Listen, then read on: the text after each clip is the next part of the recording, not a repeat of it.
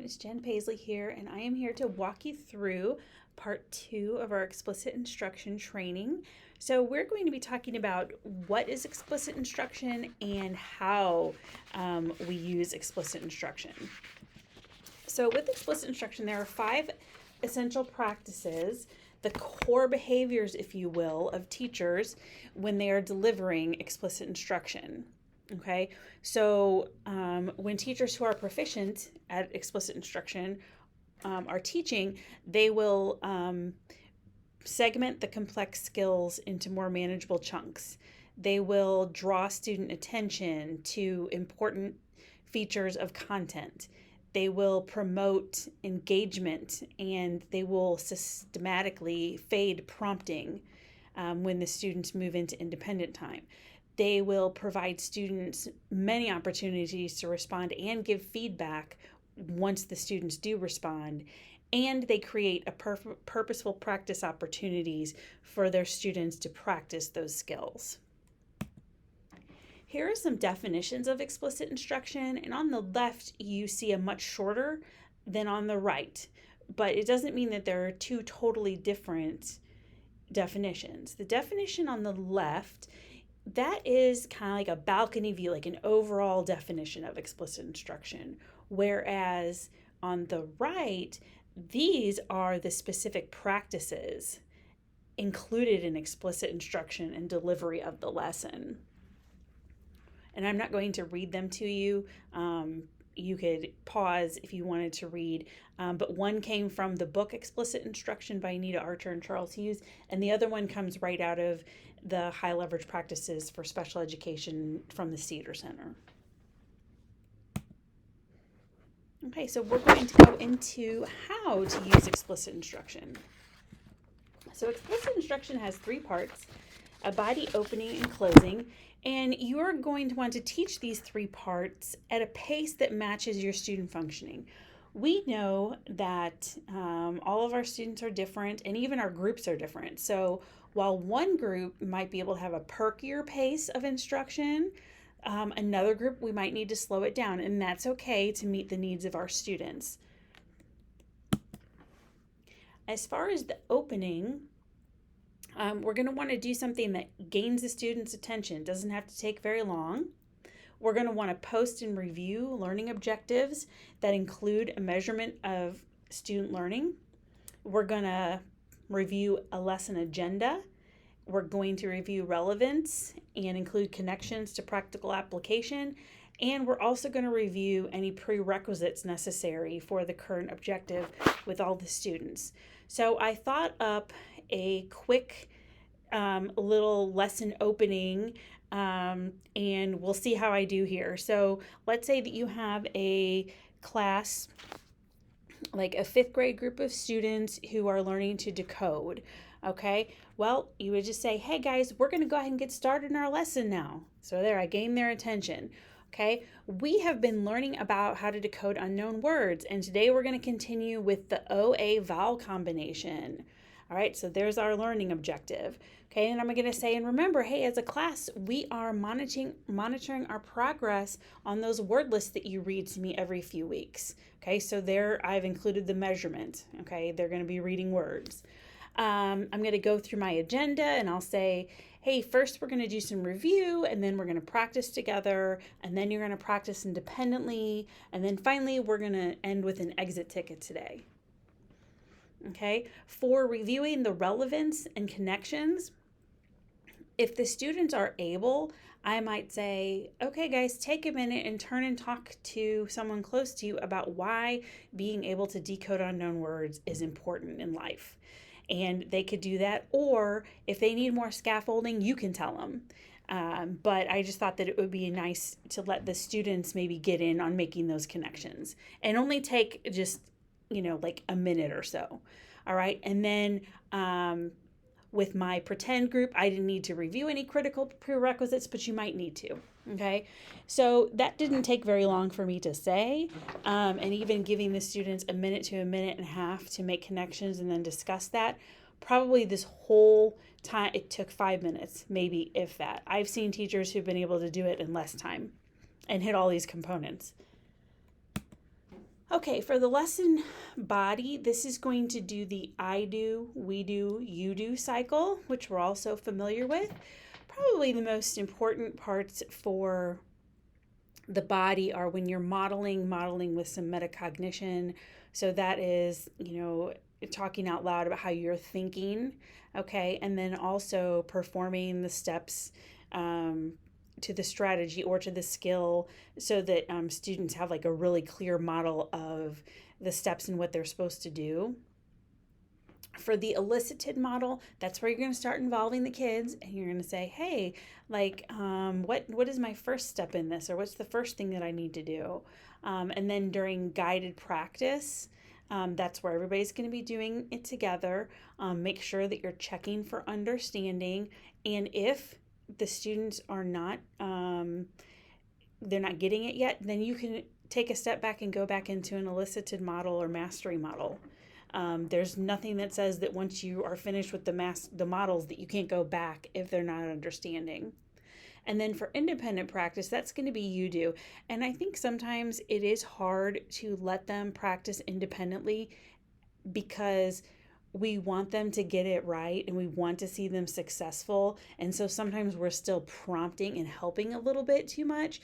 But the whole purpose of the independent practice is so that you can check to make sure that they really understand what they're doing. And if they are not, again, performing like you want them to, then you could go right back into guided practice for them. And don't forget to always provide feedback as they're practicing. So with the I do, one of the important things is that if 90% of your students can do the skill already, then you probably don't need to do explicit instruction, and you could probably move on to the next skill pretty quickly. Just wanted to put that out there.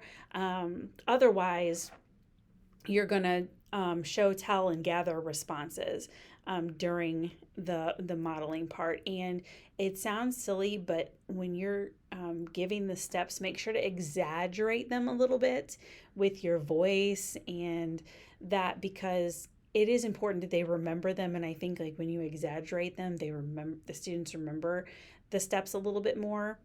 And again, just making sure you're using that metacognition, telling the students what you're doing, and then gathering responses, because you're going to know what they already know. And then if they're repeating what you tell them, then that is also a response, and it's helping with that memory that they have of the skill. Okay, for the lesson closing, you're going to want to review the critical content, review the learning objective, include some student reflection or data collection, and preview the content of the next lesson. So going back to my example of the reading group that was learning how to decode words with OA, vowel combination in there, the lesson closing can be as simple as, hey guys, today we learned how to read words with the vowel combo OA. Quickly, can you write 2 words down that you remember from today on your exit ticket that have the OA vowel combination in them? And then that's going to give you an immediate data collection piece to know whether or not they got it for the day. And then say, tomorrow we're going to begin learning about the vowel combination AU and what sound that says. Now, if you get to the lesson closing and you're doing your little data collection piece and you realize that they haven't gotten it, then you might need to adjust the preview for the next day. Or you could just tell them the next day that what data you collected from the day before. Okay, providing opportunities for students to respond. The more responding, the better.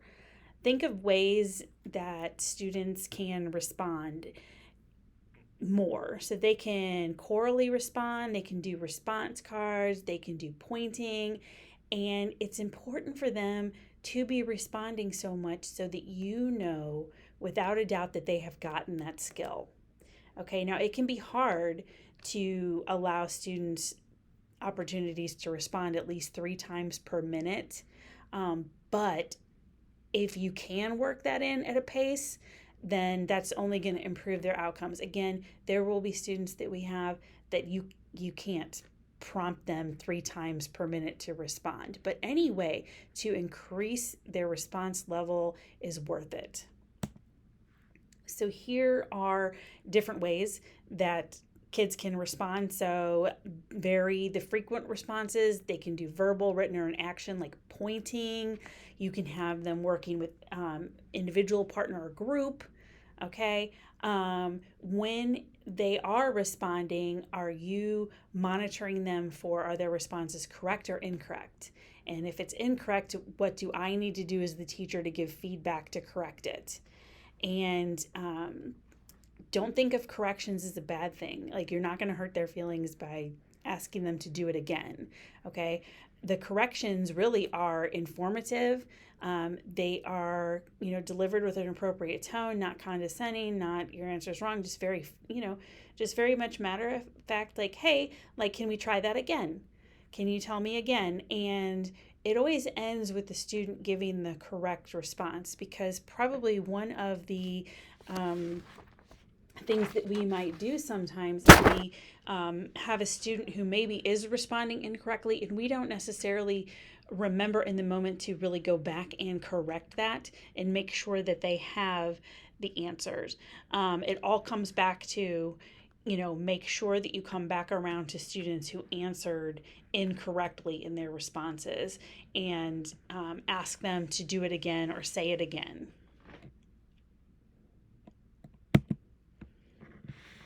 Okay, so just a few key points in the power of explicit instruction. Explicit instruction is teaching skills and strategies, vocabulary terms, concepts, and rules. Okay, it works with all of those. Okay, clearly define the steps in the skill, and then teachers are modeling the skill, they're demonstrating it. Telling kids what to do is not enough. Teachers must show students how to perform the steps in the skill using metacognition. Okay, because sometimes it's not just enough to give the kids a task to do. Like, you really need to know if they understood this. And when you're using some of these programs that we have for reading and math, they might not have those pieces in there, and you'll have to go back and do checks for understanding. Some of them have checks for understanding, others don't, but any type of direct instruction that you give can easily be turned into explicit instruction with just a few tweaks. Okay, so in the next video will be a demonstration of explicit instruction. And in the meantime, be thinking about a group that you would like to use for your observation, keeping these things in mind, that you're going to select a required skill. So consider IEP goals, curriculum demands would be any of those programs that you might have that you're using, and state standards. Okay, all the programs are aligned to state standards, and the majority of IEP goals are aligned to state standards as well. Make sure that you collect some pretest data to assess students' current knowledge of the skill, and you're going to analyze that data to see what steps of the skill the students are missing. And again, if your students are able to perform with that 85 to 90% accuracy, you probably don't need to teach the skill using explicit instruction, okay, because they already have it down. And that also could be a quick, like, okay, well, they already have the skill, so I can move on quickly. So here's the structure of a typical explicit instruction. This is nothing new. All right, you just see the opening, body, closing, and practice cycle. You want to make sure, again, that you are getting the critical content from IEP goals, program standards. No one really is teaching skills pulled out of thin air, so not worried about how you're selecting the content. We know that you're teaching it because it's important. I did want to go back to the structure of the typical explicit instruction lesson real fast, because I forgot to tell you that when we come in to observe, if we don't see all of it that day, that is okay. I realize, the EPSs realize, everybody realizes that, an explicit instruction lesson may take place over multiple days. You might not be able to fit it all into a 30-minute resource session or a 45-minute block of the day. Like it probably is not that feasible. So don't think that you have to cram it all in there and go through it super fast. I just wanted to put that out there, that your coaches and EPSs do understand. Okay. All right, and then you're also going to want to sequence the skills logically. So any programs that you're using, they have done that. They probably have a scope and sequence, but we just want to use common sense. If you're trying to teach kids how to write paragraphs, they first have to be able to write sentences. In order to write sentences, they have to understand, nouns and verbs. And really, you can even go sequence through the Missouri State Standards. That's kind of a scope and sequence too. And just make sure that you adjust if necessary. If the students are kind of confused, there might have been something missing, okay, that they had not previously been taught, or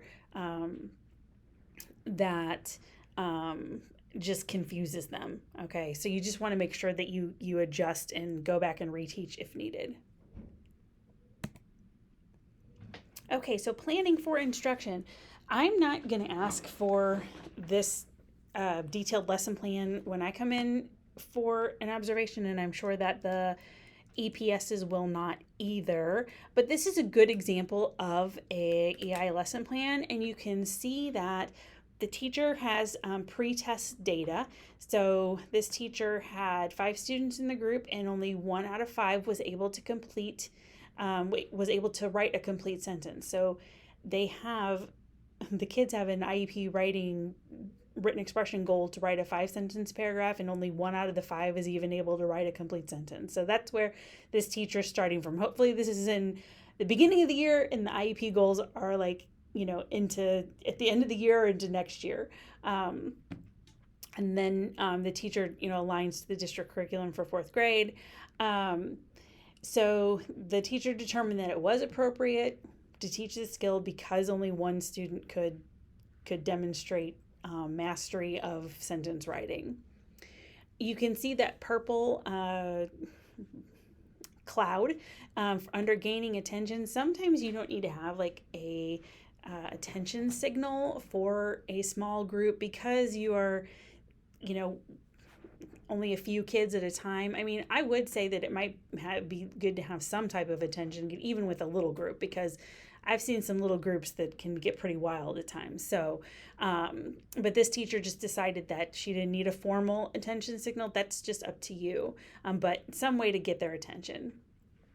And then the teacher has a do now on there, so that's the entry routine. So when they come in, they know what to do, and then they get started on their do now. She's going to state her goal, or she has it up on the board or somewhere close by, and it's by the end of the lesson, students will know the steps for creating a complete sentence and be able to write a complete sentence as measured by the exit ticket. And then she lists out her agenda, the relevance of the skill, and this is where I'm not going to read it to you, but this is where the teacher just tells the students the relevance of it instead of having them maybe turn and talk and discussing it. And then under the red bubble, she talks about she's going to pay close attention to student responses during the review. So if the students don't demonstrate mastery, she's going to need to adjust. And so the review was that during the do now, they were going to correctly identify the noun and the verb, because you need to have nouns and verbs understood before moving into sentence writing. So that again goes kind of into that scope and sequence of writing in particular for this example. Okay, so then she's going to go into modeling, and she has kind of thought out how she's going to do that. During the guided practice, she's going to have an anchor chart pre-made for display. This is the red bubble. For the lesson, she's going to post it in the classroom and reference it for the future. Okay, and she also is going to give them like a little one to put in their binders to reference as needed. So while they're working during guided practice, they can reference that. So in the blue, she's talking about during independent practice, she's going to observe the independent work and offer feedback. And if she had previously worked on the skill, she's going to walk away and allow students to truly complete the task independently. Okay. And I know this was hard for me as a teacher to like let them do the productive struggle. But they do need to have that time to show what they have learned. Okay, and then she's going to review. The kids are going to share one sentence they wrote with the group, and the peers are going to evaluate it. Then she's going to go into a preview of the next day, and the preview might need to be adjusted depending on what was observed during independent practice. Just like in my example, if I noticed that my students didn't know or couldn't tell me any words that used the OA vowel combination that they had learned that day, then I might need another day with it. Okay. But if not, then, we'll continue with the new skill. And then she did take some post-test data, and she can move on to the next skill because now 4 out of 5 students were able to write a complete sentence. Okay. Now, again, this lesson plan is extremely detailed. I'm not looking for something like that, but it is good that at least if you can be thinking about these different things when delivering instruction, that's really what we're looking for, as opposed to having it like written down neatly on a lesson plan template. Okay. All right. So we're going to stop right here. The next video is going to go into deeper with the lesson opening. There is going to be a demonstration during that from one of the other instructional coaches. So I can't wait to show you that. And again, if there's any questions about any of the content that we went over today, please don't hesitate to reach out to me. I am here for you. And I hope that you enjoyed part 2 of this video. Thank you so much. Bye.